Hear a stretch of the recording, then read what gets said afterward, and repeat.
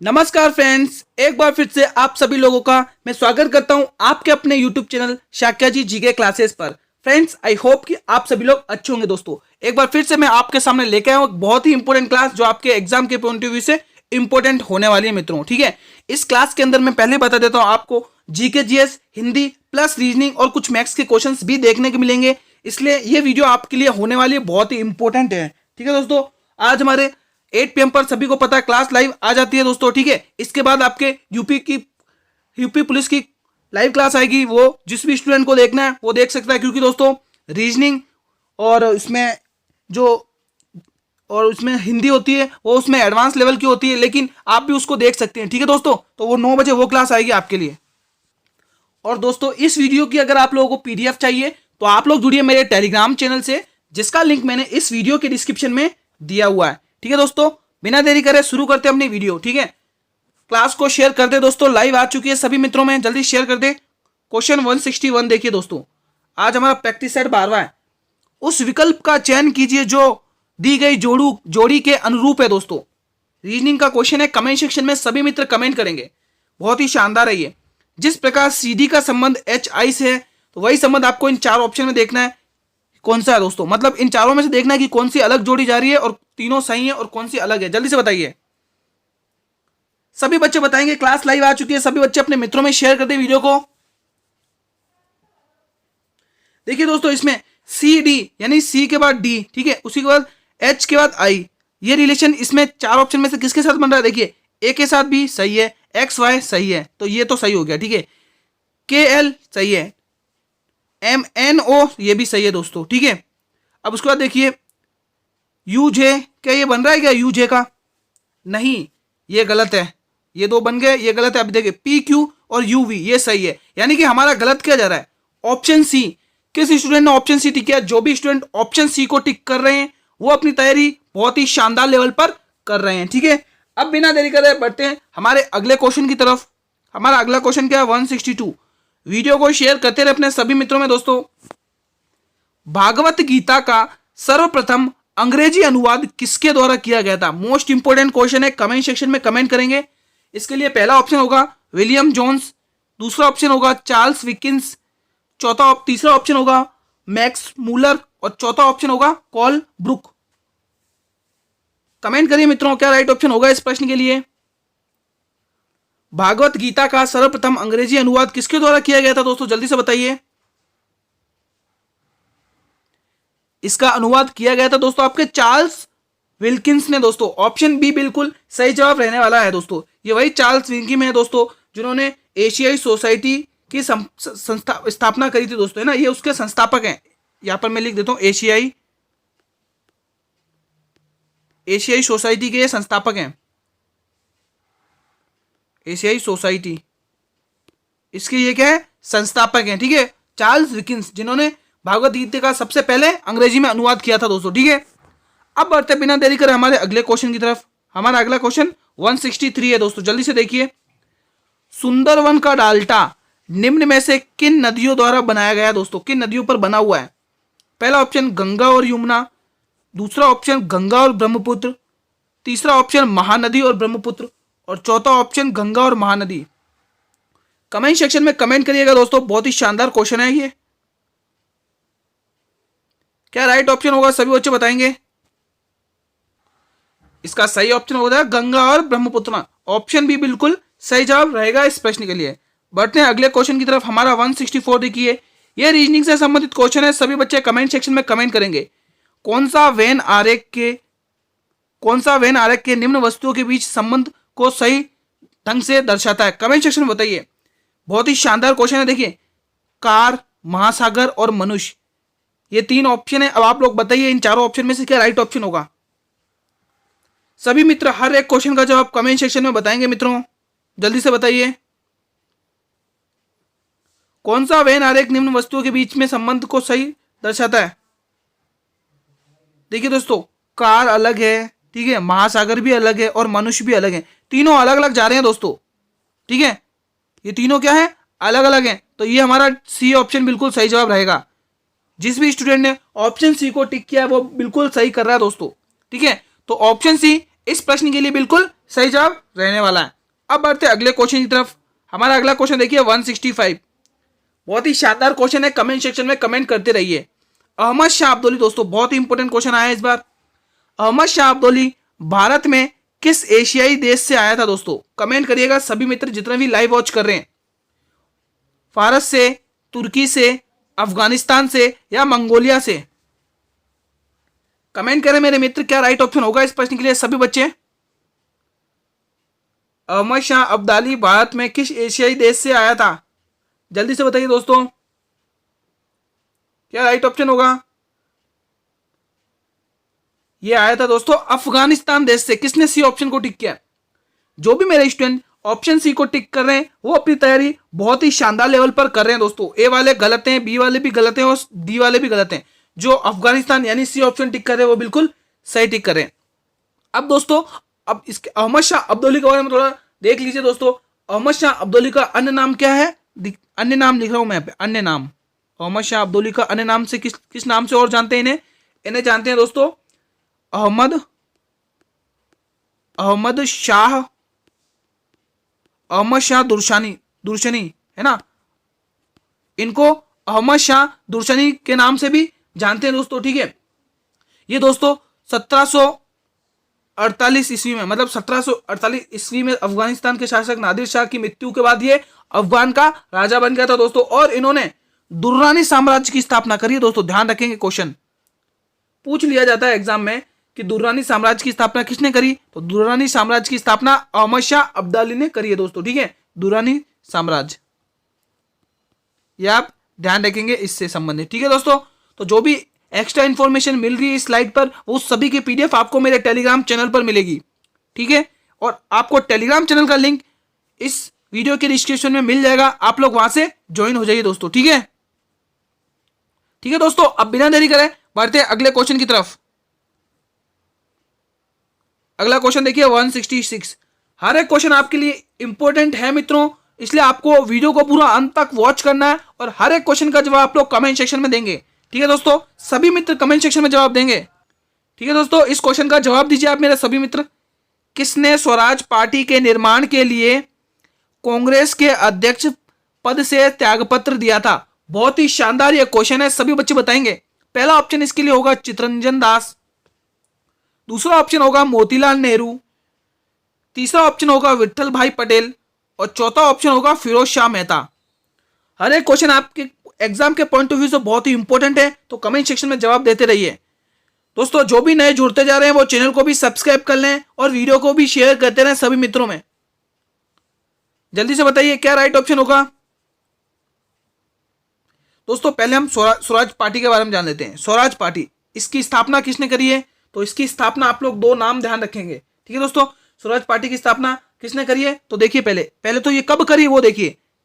1 जनवरी, date लिख देता हूं यहां पर, 1 जनवरी 1923 में, ठीक है।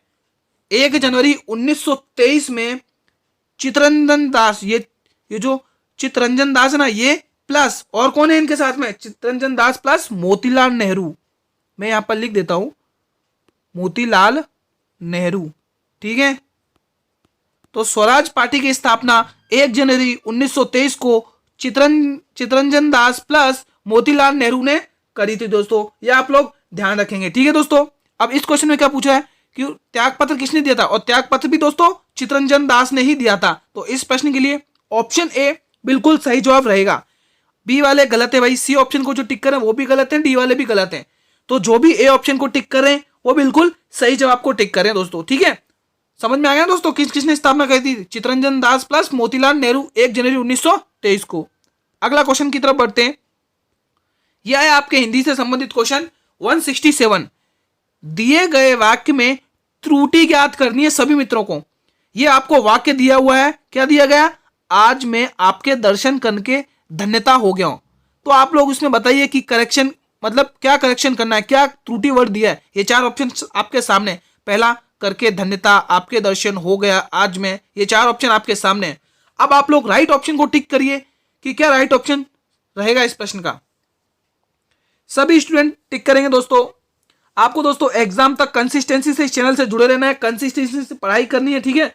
अगर आप लोग कंसिस्टेंसी से पढ़ाई करते हैं तो आपका सिलेक्शन पक्का है। ठीक है दोस्तों, हर एक क्वेश्चन आपके लिए एग्जाम के पॉइंट ऑफ व्यू से इंपॉर्टेंट है इस वीडियो में, तो किसी भी क्वेश्चन को आपको मिस नहीं करना है। आज मैं आपके दर्शन करके धन्यता नहीं होगा, धन्य होगा। क्या होगा दोस्तों? धन्य होगा। यहाँ पर क्या होना चाहिए? आज मैं आपके दर्शन करके धन्य हो गया, तो ये करके धन्यता, यानी ये वाला ऑप्शन गलत है हमारे। ठीक है, तो इस ऑप्शन में त्रुटि है दोस्तों, तो ऑप्शन ए ही इस प्रश्न के लिए बिल्कुल सही जवाब रहने वाला है। ठीक है, रहेगा। बी वाले गलत है, जो ये ऑप्शन टिक करें गलत है, ये भी गलत है और ये भी गलत है। तो बी ऑप्शन जो भी मेरे स्टूडेंट टिक कर रहे हैं वो इस प्रश्न के लिए बिल्कुल सही जवाब टिक करें। ठीक है, अब बढ़ते हैं हमारे अगले क्वेश्चन की तरफ। हमारा अगला क्वेश्चन क्या है? हमारा अगला क्वेश्चन है 168। ये दोस्तों आपके मुहावरे से संबंधित है, तो इस प्रश्न का भी जवाब आप लोग कमेंट सेक्शन में ही देंगे। इंपॉर्टेंट क्लास है दोस्तों आपके लिए, तो आप लोग ये क्लास को शेयर करते रहे अपने सभी मित्रों में। देखिए दोस्तों, क्वेश्चन क्या है? दो नावों पर पैर रखना मुहावरे का अर्थ व्यक्त क्या करता है? कमेंट सेक्शन में बताइएगा मेरे सभी मित्र।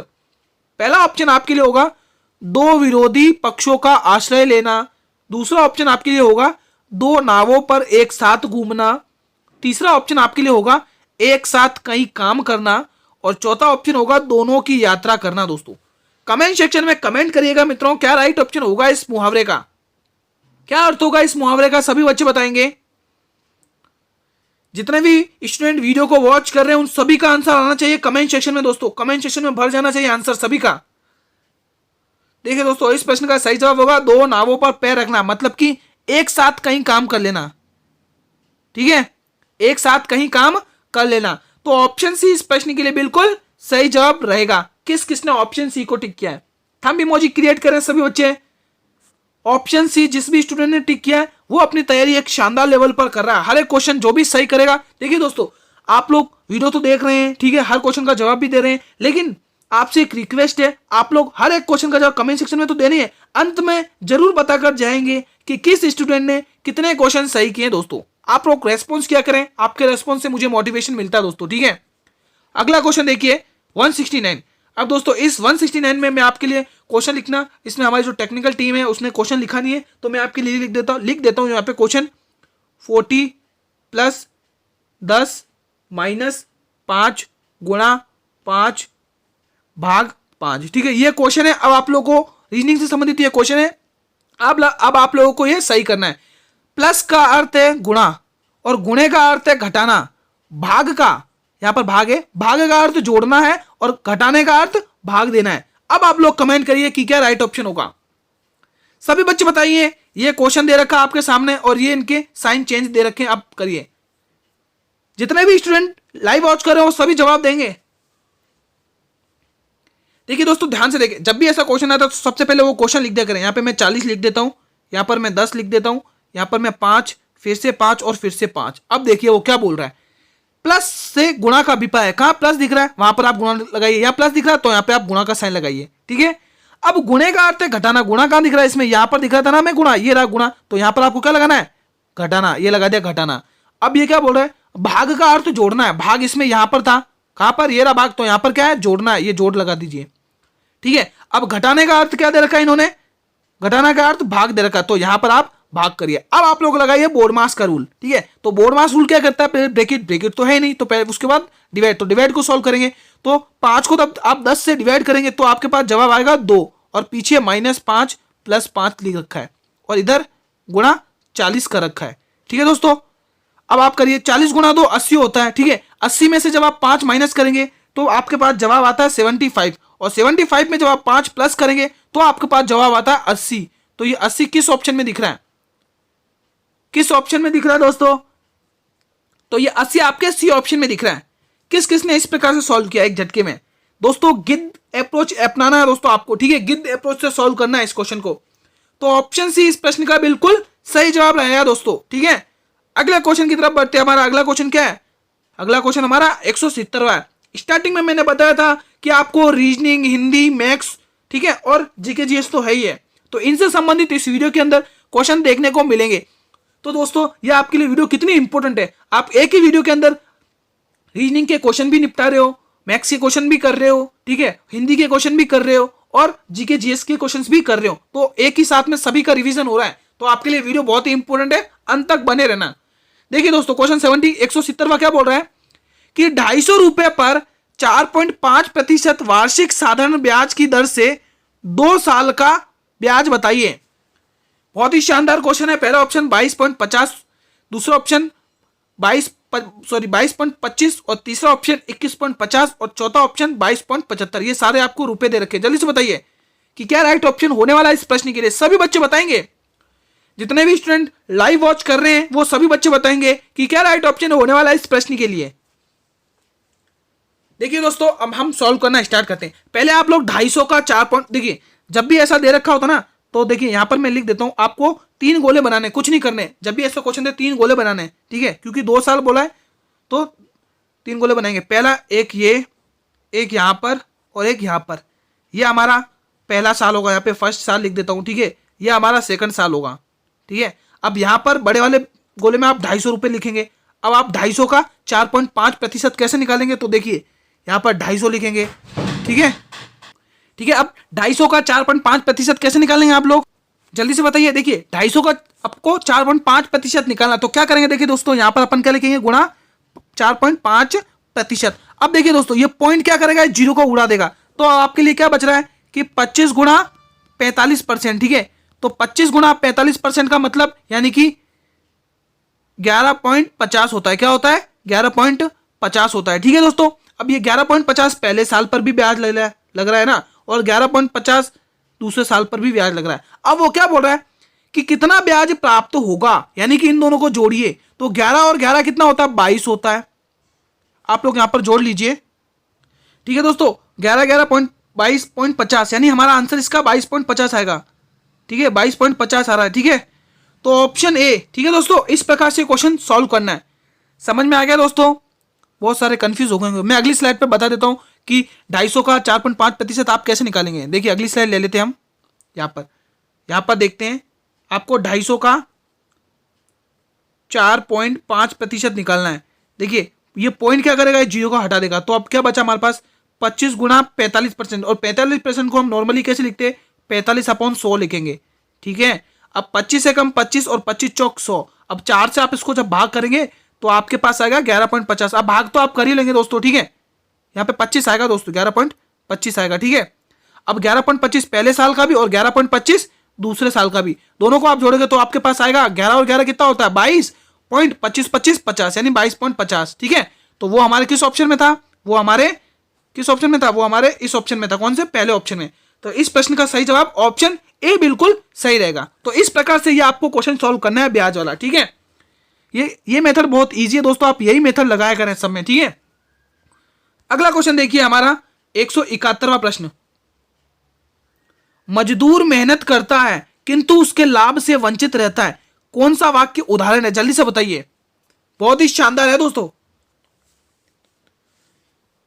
क्या राइट ऑप्शन होने वाला है, पहला ऑप्शन सरल वाक्य, दूसरा मिश्र वाक्य, तीसरा संयुक्त वाक्य और चौथा इनमें से कोई नहीं।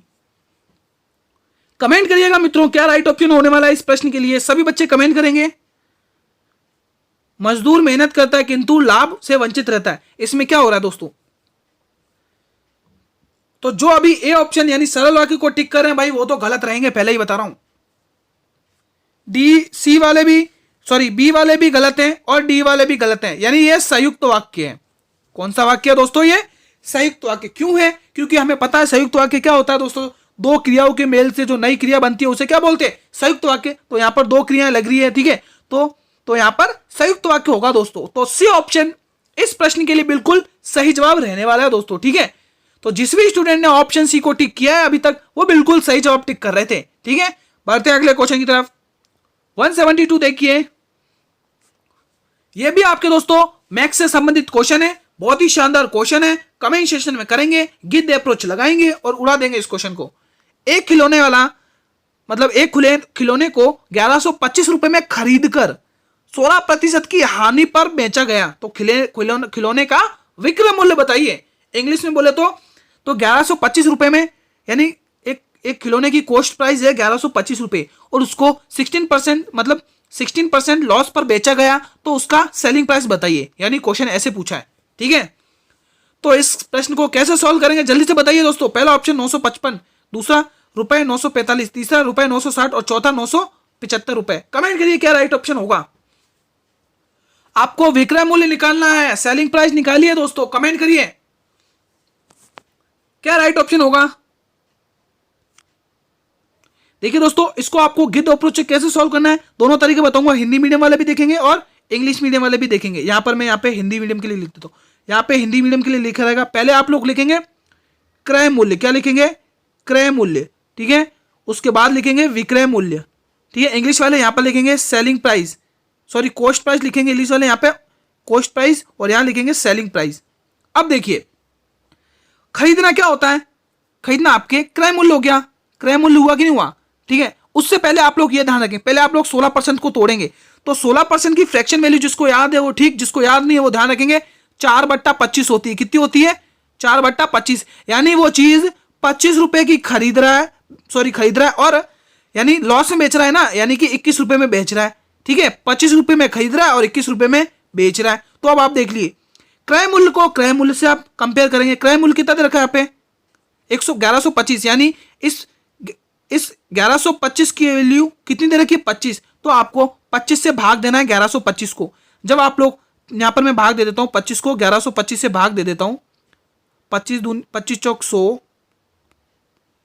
ठीक है। तो 1 और 2, 25 5, यानी 45 आ रही है, ठीक है। तो इस 45 को आपको किससे डिवाइड मल्टीप्लाई करना है, इस 25 से, ठीक है। तो आप 45 को जब 25 से मल्टीप्लाई करेंगे तो आपके आंसर क्या आएगा, 945 आएगा दोस्तों। आप सॉरी मैंने गलत बोल दिया, यहां पर आप है ना 25 से मल्टीप्लाई नहीं करेंगे, क्योंकि हमें विक्रय मूल्य पूछा ना, विक्रय मूल्य से मल्टीप्लाई करेंगे, ठीक है। 21 से मल्टीप्लाई करेंगे, यानी आपको 21 गुणा 45 करना है, ठीक है। हम अगली स्लाइड पर कर लेते हैं, 21 गुणा 45 करिएगा, तो 21 गुणा आपको 45 करना है। यहां पर 21 लिख देते, कैसे करेंगे, 21 पंचे 105 की जीरो कैरी 10 के बराबर, 21 चौक 84, 84 में आप जब 10 जोड़ेंगे तो आपके पास आएगा 94, यहाँ पर 5 आएगा, 105 का 5, ठीक है। तो 945 प्रश्न का बिल्कुल सही जवाब रहेगा, ठीक है। वो स्लाइड देखते कहाँ गई हमारी वो स्लाइड, यारी। तो 945 हमारे बी ऑप्शन में दिख रहा है, ठीक है। जिसको समझ में नहीं आया वो एक बार वापस देख लेगा, ठीक है। 16% की फ्रैक्शन वैल्यू 4/25 होती है, ठीक है। अब 25 रुपए में ये नीचे वाला तुम्हारा सीपी होता है, ठीक है, और ये एसपी होता है, यानी कि वो चीज 25 रुपए में खरीद रहा है और 4 रुपए के लॉस में वो बेच रहा है, यानी कि 21 रुपए में बेच रहा है। तो 21 को आप 21 से कंपेयर करेंगे और 25 को आप 25 से कंपेयर करेंगे, ठीक है। तो आपकी इस 1125 रुपए क्या दे रखा है, खरीदना, यानी सीपी दे रखा है, क्रय मूल्य दे रखा है। क्रय मूल्य को क्रय मूल्य से कंपेयर करेंगे, तो इससे कंपेयर किया तो आपके पास जवाब है 45, और 45 को आपको 21 से गुणा करना है, तो आपके आंसर आएगा 945। तो इस प्रश्न के लिए बिल्कुल सही जवाब रहेगा ऑप्शन बी, ठीक है। अगला क्वेश्चन देखिए, क्वेश्चन नंबर 173, बंदी जीवन पुस्तक का लेखक कौन था, दीन बंधु मित्र, राम प्रसाद बिस्मिल, हंस चंद्रकार, या फिर सचिंद्रनाथ सन्याल। कमेंट सेक्शन में कमेंट करने वाले हैं मित्रों कि क्या राइट ऑप्शन होने वाला है इस प्रश्न के लिए। बंदी जीवन पुस्तक के लेखक कौन है, वो लेखक है दोस्तों सचिंद्रनाथ सन्याल। ऑप्शन डी, किसने टिक किया है, ऑप्शन डी। जो भी मेरे स्टूडेंट टिक कर रहे हैं वो बिल्कुल शानदार टिक कर रहे हैं क्वेश्चन को, ठीक है। अपनी तैयारी बहुत ही शानदार लेवल पर चल रही है। अगला क्वेश्चन 174 देखिए, बुढ़ापा एक प्रकार का अभिशाप है, ठीक है भाई। रेखांकित की संज्ञा बताइए, कौन सी संज्ञा यहाँ पर, क्या वो जातिवाचक संज्ञा है, क्या ये भाववाचक संज्ञा है, क्या ये व्यक्तिवाचक संज्ञा है, क्या ये समूहवाचक संज्ञा है। दोस्तों कमेंट करिएगा दोस्तों कि क्या राइट ऑप्शन होगा। दोस्तों जल्दी से बताइए दोस्तों क्या राइट ऑप्शन होगा। देखिए दोस्तों, बुढ़ापे में आपके भाववाचक संज्ञा लगी है, वो क्यों लगी है अब आप लोग देखिए। दोस्तों भाववाचक संज्ञा क्या होती है कि जिसको हम महसूस करते हैं, देख नहीं सकते महसूस करते हैं, तो बुढ़ापा हम महसूस करते हैं ना, देख नहीं सकते, ठीक है, महसूस करते हैं। तो जो चीज हम फील करते हैं तो हम उसके लिए भाववाचक संज्ञा लगाएंगे। और समूहवाचक तो सभी को पता है, एक ग्रुप का बोध हो रहा हो, है ना, समूह का बोध हो रहा हो एक, तो हम समूहवाचक लगाएंगे। व्यक्ति का बोध हो रहा हो तो हम व्यक्तिवाचक संज्ञा लगाएंगे। किसी संपूर्ण जाति का बोध हो रहा हो तो हम जातिवाचक संज्ञा लगाएंगे दोस्तों, ठीक है। तो बुढ़ापे में कौन सी संज्ञा आपके, भाववाचक संज्ञा, क्योंकि हम भाववाचक संज्ञा में क्या होता है कि हम देख नहीं सकते महसूस कर सकते हैं, ठीक है। तो बुढ़ापे को, ठीक है, तो ऑप्शन बी बिल्कुल सही जवाब रहेगा। अगला क्वेश्चन 175 देखिए मेरे मित्रों, जातक कहानियां किस प्राचीन भाषा में रचित है, संस्कृत, ब्राही, ग्रीक और पाली। कमेंट करिएगा मित्रों कि क्या राइट ऑप्शन होने वाला है इस प्रश्न का, सही जवाब बताइए। ज्ञातक कहानियां किस प्राचीन भाषा में लिखी गई हैं? ये आपके लिखी गई हैं पाली भाषा में, ना संस्कृत भाषा में, ना ब्राही भाषा में, ना ग्रीक भाषा में, ये लिखी गई हैं पाली भाषा में। ऑप्शन डी बिल्कुल सही जवाब रहेगा इस प्रश्न के लिए।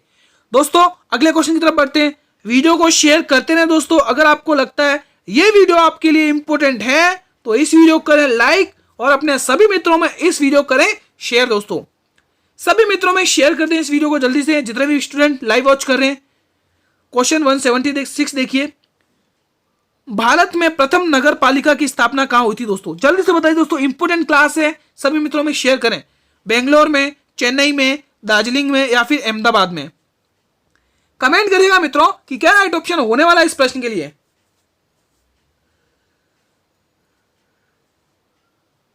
सभी मित्र बताएंगे, जितने भी स्टूडेंट वीडियो को लाइव वॉच कर रहे हैं, क्या राइट ऑप्शन होगा इस प्रश्न का। दोस्तों भारत में नगर पालिका की स्थापना करी गई थी मद्रास। अब मद्रास में कहां पर? अब मद्रास में, अब बहुत सारे स्टूडेंट को पता नहीं हो मद्रास कहां है, तो मद्रास आपके चेन्नई में है। ठीक है, तो चेन्नई इस प्रश्न के लिए बिल्कुल सही जवाब रहेगा। और कब करी गई थी इसकी स्थापना? 1687 में। ठीक है मित्रों, ये ध्यान रखेंगे। भारत में प्रथम नगर पालिका की स्थापना मद्रास में करी गई थी, जो चेन्नई में है, वो कब? 1687 में। तो इस प्रश्न के लिए बिल्कुल सही जवाब रहेगा चेन्नई, बी ऑप्शन बिल्कुल सही जवाब रहेगा। ठीक है मित्रों, बढ़ते हैं बिना देरी करे हम हमारे अगले क्वेश्चन की तरफ। क्वेश्चन नंबर 177 देखिए, कठपुतली किस राज्य का प्रमुख लोक नृत्य है? गुजरात, असम, राजस्थान, उड़ीसा? कमेंट करिए, जल्दी बताइए दोस्तों, क्या राइट ऑप्शन होगा? अगर जहां देखा जाए तो गुजरात में आपके गरबा हो गया, ठीक है, असम में बिहू हो गया, ठीक है, राजस्थान में घूमर हो गया और उड़ीसा में ओडिसी नृत्य हो गया। अब आपको क्या पूछा है क्वेश्चन के अंदर? कठपुतली। कठपुतली आपके राजस्थान का है लोक नृत्य दोस्तों। ठीक है, तो कठपुतली आपके राजस्थान का है दोस्तों। अब राजस्थान में दोस्तों ये जो उदयपुर जिला है ना, वहां की ये प्रसिद्ध है दोस्तों कठपुतली। ठीक है दोस्तों, तो कठपुतली की उत्पत्ति दोस्तों आपके राजस्थान राज्य से हुई। ठीक है, तो ऑप्शन सी बिल्कुल सही जवाब रहने वाला है इस प्रश्न के लिए। ठीक है, अगला क्वेश्चन देखिए, 178 क्वेश्चन देखिए, बहुत ही शानदार क्वेश्चन आया है मित्रों ये भी। हम्पी का खंडर किस राज्य में स्थित है? मध्य प्रदेश में, कर्नाटक में, उत्तर प्रदेश में या फिर बिहार में? कमेंट सेक्शन कमेंट करिएगा दोस्तों, ये कमेंट सेक्शन आप लोगों के लिए। आप लोग यहां पर कोई भी डाउट हो वो बेझिझक होकर कमेंट किया करेंगे, मैं वहां पर रिप्लाई कर दूंगा। हम्पी का खंडर किस राज्य में स्थित है? सभी बच्चे बताएंगे जितने भी लाइव वॉच कर रहे हैं। हम्पी का खंडर आपके कर्नाटक राज्य में स्थित है दोस्तों। किस राज्य में स्थित है? कर्नाटक राज्य में स्थित है दोस्तों। ठीक है दोस्तों, यह हम्पी दोस्तों आपके विजयनगर साम्राज्य की अंतिम राजधानी थी दोस्तों। यहां पर लिख देता हूं मैं, विजयनगर साम्राज्य, विजयनगर साम्राज्य की ये अंतिम राजधानी है थी दोस्तों, ध्यान रखेंगे। ठीक है, और दोस्तों इस हम्पी की खोज किसने करी थी? कमेंट करिए जिसको आता है, जिसको नहीं आता वो ध्यान से देखिए। हम्पी की खोज आपके एक अंग्रेज अधिकारी थे, कर्नल, ठीक है, कर्नल कॉलिन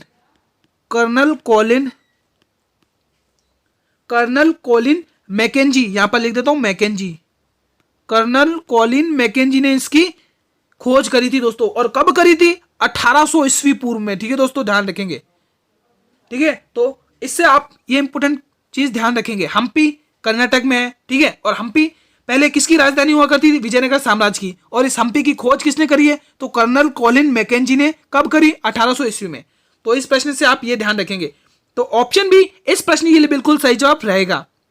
अगला क्वेश्चन देखिए हमारा 179, संसद में मनोनीत सदस्यों की अधिकतम संख्या कितनी होती है? सभी मित्र कमेंट सेक्शन में कमेंट करेंगे। पहला ऑप्शन आपके लिए 2, तीसरा 12, दूसरा 12, तीसरा 14 और चौथा 16।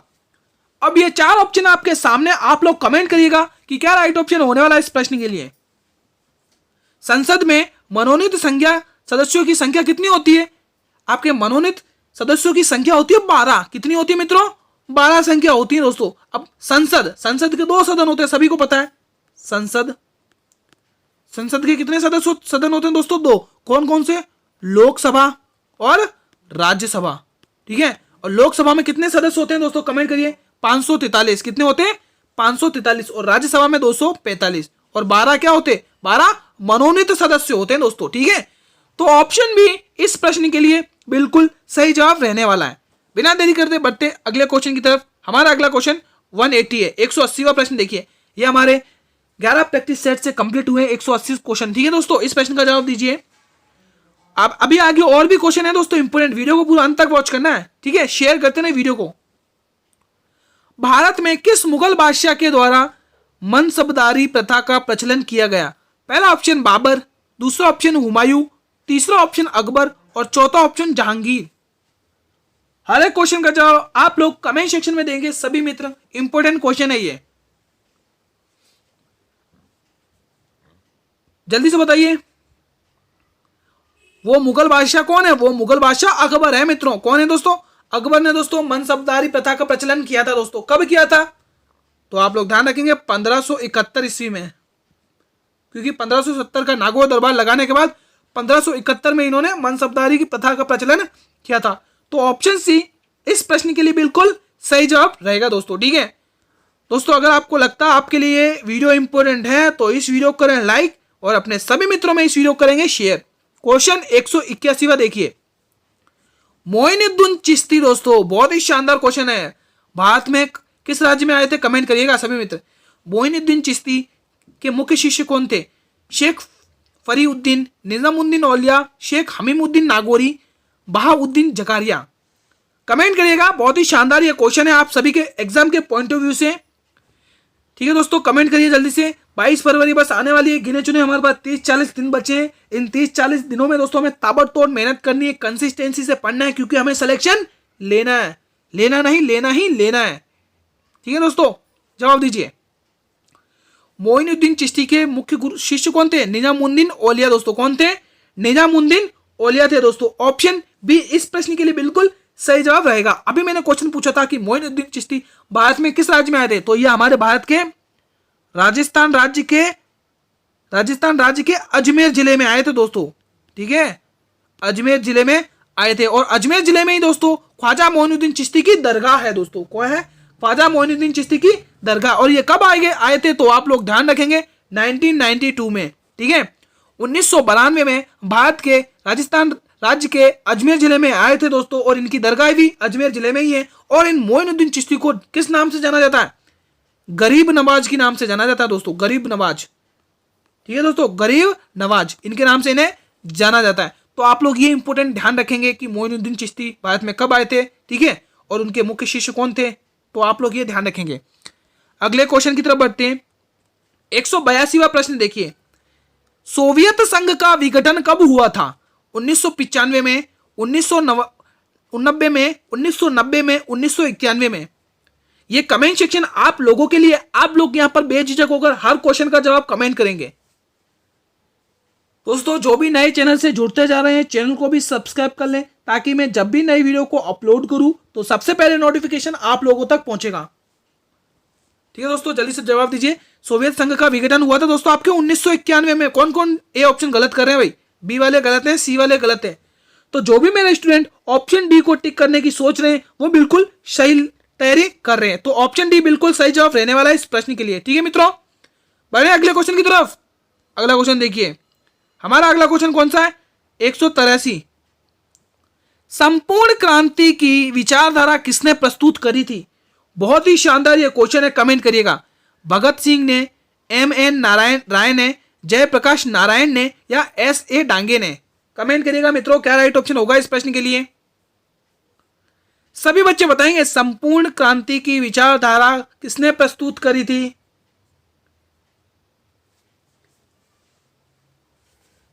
क्या राइट ऑप्शन होगा? ए ऑप्शन को टिक करने की सोच रहे हैं वो गलत कर रहे हैं, बी ऑप्शन को सोच रहे हैं गलत कर रहे हैं, डी को सोच रहे हैं गलत। यानी कि इस प्रश्न का सही जवाब ऑप्शन सी, जयप्रकाश नारायण। इन्होंने दोस्तों संपूर्ण क्रांति की विचारधारा को प्रस्तुत किया था। ऑप्शन सी इस प्रश्न के लिए बिल्कुल सही जवाब रहने वाला है। अगला क्वेश्चन देखिए 184, ठीक है दोस्तों। यहां पर दोस्तों आपके द गोल्ड है दोस्तों, है ना, यहां पर मैं लिख देता हूं द गोल्ड है। यहां पर क्या है दोस्तों, मैं यहां पे लिख देता हूं द गोल्ड, ठीक है, the gold of small thing. The gold of small thing किसने लिखा है दोस्तों, कमेंट करिएगा।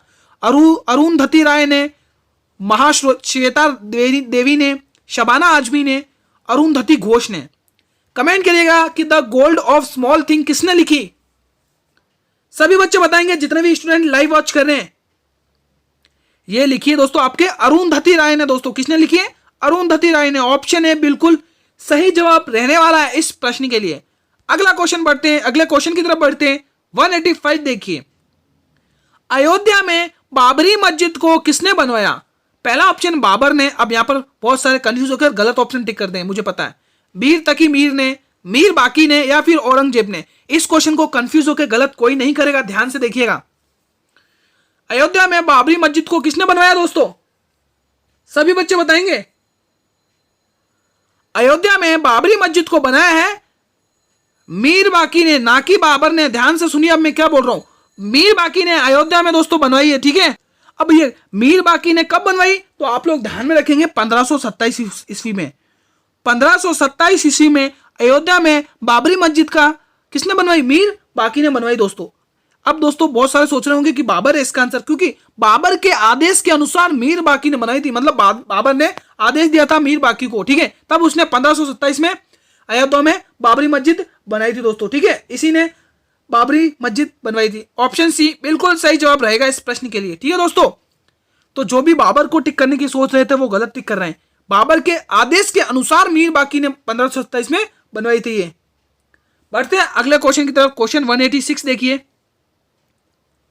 संविधान के किस धारा के तहत छुआछूत जिसको अनटचेबिलिटी बोलते हैं इंग्लिश में, उसको समाप्त किया गया था। किस संविधान के धारा में, किस अनुच्छेद के धारा में, अनुच्छेद 17, अनुच्छेद 18, अनुच्छेद 19, अनुच्छेद 20। कमेंट करिएगा दोस्तों। ये 4 ऑप्शन आप लोगों के सामने। सभी मित्र हर एक क्वेश्चन का जवाब कमेंट सेक्शन में दीजिएगा। हर क्वेश्चन आपके एग्जाम के पॉइंट ऑफ व्यू से इंपॉर्टेंट है मित्रों।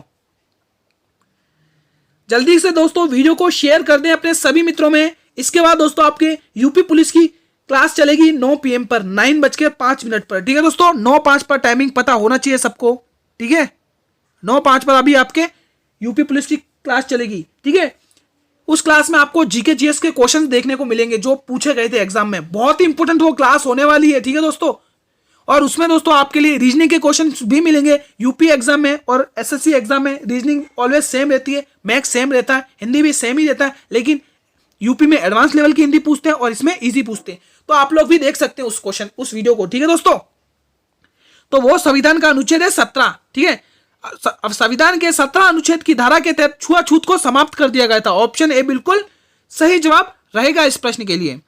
अगला क्वेश्चन देखिए, क्वेश्चन 187 देखिए, राज्यों के किस समूह को 7 बहनें कहा जाता है। इजी प्रश्न है, आई थिंक सभी बच्चे क्रैक कर देंगे। पूर्वोत्तर को, दक्षिणी को, उत्तरी को या पश्चिमी को। कमेंट करिएगा दोस्तों क्या राइट ऑप्शन होगा दोस्तों। जिसको मैप का ज्ञान होगा वो फटाफट से एक झटके में गिद अप्रोच से आंसर उड़ा देगा। क्या राइट ऑप्शन होगा जल्दी से बताइए। राज्यों के किस समूह को 7 बहनों कहा जाता है, वो है दोस्तों पूर्वोत्तर। हमारे भारत में जो नक्शे है ना उसके पूर्व साइड में, मतलब 7 बहनों के नाम क्या क्या है, अब ध्यान से सुनिएगा। पहला आपके आता है अरुणाचल प्रदेश में, शॉर्ट में लिखूंगा आप लोग ध्यान रखेंगे, अरुणा लिखूंगा तो आप ध्यान रखेंगे, अरुणाचल प्रदेश। दूसरा आता है आपके असम। सभी बच्चे कमेंट सेक्शन में उन 7 के नाम लिखेंगे, 7 राज्यों के नाम लिखेंगे, ठीक है। जितने भी स्टूडेंट लाइव वॉच कर रहे हैं जिनको आता है वो सभी बच्चे 7 के नाम लिखे मेरे साथ साथ। असम हो गया एक, ठीक है, अरुणाचल प्रदेश, असम, और तीसरा आप ध्यान रखेंगे मणिपुर, जिसको मैं मणि लिख रहा हूं, आप ध्यान रख लेंगे मणिपुर। और चौथा मेघा यानी कि मेघालय, ठीक है। और 5वां आपके मिजोरम, ठीक है, मिजोरम, ठीक है। और छठा आपके लिए नागालैंड, ठीक है, नागालैंड। और 7वां बचा है वो आपके त्रिपुरा। कौन सा बचा है, त्रिपुरा। तो ये हमारे भारत के मैप में पूर्व साइड पड़ते हैं, पूर्व साइड है ना, इस साइड पड़ते हैं, इस साइड, ये सारा इलाका इस साइड का है ना, तो ये सभी राज्य इस साइड के, इसलिए उससे पूर्वोत्तर बिल्कुल सही जवाब रहेगा, ठीक है मित्रों। तो ऑप्शन ए, जिस भी स्टूडेंट ने इस प्रश्न का जवाब टिक किया वो अपनी तैयारी एक बहुत ही शानदार लेवल पर कर रहा है मित्रों। अगला क्वेश्चन देखिए, हमने कौन सा क्वेश्चन 187 सॉल्व किया। अब हमारा अगला क्वेश्चन है 188। इसमें 188 दिए ही नहीं, टेक्निकल टीम ने आज अच्छी मतलब पीडीएफ नहीं बनी है। देखिए दोस्तों, इसमें मधुबनी कला किससे संबंध है, बहुत ही शानदार ये क्वेश्चन भी है। कमेंट करिएगा मेरे सभी मित्र। देखिए, पहला ऑप्शन आपके लिए होने वाला बंगाल, ठीक है, दूसरा ऑप्शन आपके लिए होना है बिहार, और तीसरा ऑप्शन होने वाला आपके लिए हिमाचल प्रदेश, और चौथा ऑप्शन होने वाला है हरियाणा। अब आप लोग कमेंट करिएगा कि ये मधुबनी कला किस राज्य से संबंधित है, किस राज्य की प्रसिद्ध है, कमेंट करिए। सभी बच्चे बताएंगे दोस्तों कि क्या राइट ऑप्शन होने वाला है इस प्रश्न के लिए। ये मधुबनी कला दोस्तों आपके बिहार राज्य की प्रसिद्ध है। दोस्तों, किस किसने ऑप्शन बिहार राज्य टिक किया है? जिस भी स्टूडेंट ने ऑप्शन बी टिक किया है वो अपनी तैयारी को देख लीजिए दोस्तों। अगर किसी भी स्टूडेंट के अगर कोई क्वेश्चन गलत होता है वो डीमोटिवेट ना हो दोस्तों, अगले क्वेश्चन को सही करेंगे, ठीक है दोस्तों। तो मधुबनी कला आपके बिहार राज्य से संबंधित है। अब दोस्तों देखिए, मधुबनी कला, ध्यान से देखिए, इस मधुबनी कला का दूसरा नाम क्या है? इस मधुबनी कला को हम अन्य नाम से किस नाम से जानते हैं? इसको जानते हैं मिथिला चित्रकला। किस नाम से? मैं यहां पे लिख देता हूं, मिथिला चित्रकला। मिथिला पेंटिंग है ना, चित्रकला। सभी बच्चे ध्यान रखेंगे, मिथिला चित्रकला इसका अन्य नाम है दोस्तों, ठीक है दोस्तों। अब इस मिथिला चित्रकला यानी कि मधुबनी कला, इस मिथिला पेंटिंग की खोज किसने करी थी? तो आप लोग ध्यान रखेंगे, एक अंग्रेज अधिकारी था जिसका नाम था विलियम जी आर्चर। कौन था दोस्तों? William G Archer. इसने इस मिथिला चित्रकला, जिसको मधुबनी पेंटिंग कहते हैं, इसकी खोज करी थी। और कब करी थी खोज? तो आप लोग ध्यान रखेंगे 1934 ईस्वी में। जो भी मैं आपको एक्स्ट्रा इंफॉर्मेशन दे रहा हूं दोस्तों, वो आपके एग्जाम के पॉइंट ऑफ व्यू से बहुत ही इंपॉर्टेंट होती है दोस्तों, होने वाली है। तो आप लोग हर एक पॉइंट को नोट करते रहिए, कॉपी पेंसिल जो भी आप लोग कॉपी लेके बैठ रहे हैं उसमें नोट करते रहिए। और जिसको नोट भी नहीं करना, इतनी भी मेहनत नहीं करनी है, तो जो भी स्लाइड पर मैं आपके लिए लिख रहा हूं उसकी पीडीएफ आपको मेरे टेलीग्राम चैनल पर मिलेगी। अब टेलीग्राम चैनल पर जुड़ने के लिए, पीडीएफ के लिए आपको टेलीग्राम चैनल से जुड़ना पड़ेगा। अब टेलीग्राम चैनल का लिंक मैंने इस वीडियो के डिस्क्रिप्शन में दिया हुआ, आप लोग वहां से आराम से ज्वाइन हो जाइए। वहां पर आपको फ्री ऑफ कॉस्ट पीडीएफ मिलेगी और नोट्स भी मिलेंगे, ठीक है मित्रों। बढ़े आप अगले क्वेश्चन की तरफ। अगला क्वेश्चन, हमारा अगला क्वेश्चन अंतिम प्रश्न 190वां है, ध्यान से देखिएगा। पांडवानी कहां का लोकगीत है दोस्तों? सभी बच्चे बताएंगे दोस्तों, इसी प्रश्न है, ठीक है। इसमें शायद ऑप्शन ही नहीं दिया है उसका, आप लोग यूपी की जगह छत्तीसगढ़ कर लीजिए, ठीक है दोस्तों। तो यहां पर मैंने आंसर ही बता दिया है, यहां यूपी की जगह आप क्या करेंगे? छत्तीसगढ़ है। तो पांडवानी आपका कहां का लोकगीत है दोस्तों? आपके छत्तीसगढ़ का है दोस्तों। किस राज्य का है दोस्तों? छत्तीसगढ़ राज्य का ये लोकगीत है दोस्तों। तो ऑप्शन बी इस प्रश्न का बिल्कुल सही जवाब रहेगा। किस किसने ऑप्शन बी टिक किया है? तो जिस भी स्टूडेंट ने अभी तक ऑप्शन बी को टिक किया है वो बिल्कुल सही जवाब टिक करा है। तो पांडवानी कहां का लोकगीत है? ये आपके छत्तीसगढ़ का लोकगीत है, ठीक है मित्रों। आज की वीडियो, आज का कार्यक्रम, आज का प्रैक्टिस सेट हम यहीं पर समाप्त करते हैं दोस्तों। इस वीडियो के अंदर जिस भी स्टूडेंट को जिस भी क्वेश्चन से डाउट है, ये कमेंट सेक्शन आप लोगों के लिए। आप लोग यहां पर बेझिझक होकर कमेंट करें, मैं यहां पर हर एक व्यक्ति का रिप्लाई दे दूंगा जो भी कमेंट करेगा किसी भी क्वेश्चन से संबंधित, ठीक है दोस्तों। आप लोग अभी जाइए मत, इसके बाद आपके 9:05 पर, किस पर? 9:05 पर आपके यूपी पुलिस की जो भी स्टूडेंट यूपी पुलिस की तैयारी कर रहे हैं उसकी क्लास चलने वाली है। उसमें रीजनिंग, हिंदी, ठीक है, और मैथ्स, ये तो सेम ही रहती है, तो आपके लिए वो क्लास इंपॉर्टेंट है, ठीक है दोस्तों। आपकी वहां पर भी प्रैक्टिस हो जाएगी। और मित्रों, अगर आप लोगों को इस वीडियो की पीडीएफ चाहिए तो आप लोग जुड़िए मेरे टेलीग्राम चैनल से, जिसका लिंक मैंने इस वीडियो के डिस्क्रिप्शन में दिया हुआ है दोस्तों, ठीक है दोस्तों। पीडीएफ के लिए, नोट्स के लिए आपको टेलीग्राम चैनल तो ज्वाइन करना ही पड़ेगा दोस्तों। आप लोग जल्दी से ज्वाइन कर लीजिए, और जो भी अपडेट हुआ करेगी वो मैं आपको टेलीग्राम चैनल पर दे दिया करूंगा, ठीक है मित्रों। अब दोस्तों, अगर आपको लगता है ये वीडियो आपके लिए इंपॉर्टेंट है तो इस वीडियो कर ले लाइक, सभी मित्र लाइक करेंगे, और वीडियो को कर दें शेयर दोस्तों अपने सभी मित्रों में, ठीक है दोस्तों। ये इंपॉर्टेंट वीडियो आप सभी मित्रों में शेयर करेंगे, जितने भी आपके फ्रेंड्स हैं उन सभी में शेयर करेंगे। अगर आप लोग चैनल पर पहली बार विजिट कर रहे हैं दोस्तों, तो आप लोग चैनल को भी करिएगा सब्सक्राइब, और बेल नोटिफिकेशन को भी प्रेस कर लिएगा, तब जब भी मैं नई वीडियो को अपलोड करूं तो सबसे पहले नोटिफिकेशन आप लोगों को मिलेगा दोस्तों, ठीक है दोस्तों। कल मिलेंगे इसी टाइम पर एक और नए प्रैक्टिस सेट के साथ, जुड़ना ना भूलेंगे, ठीक है दोस्तों। तब तक के लिए जय हिंद, जय भारत, टेक केयर।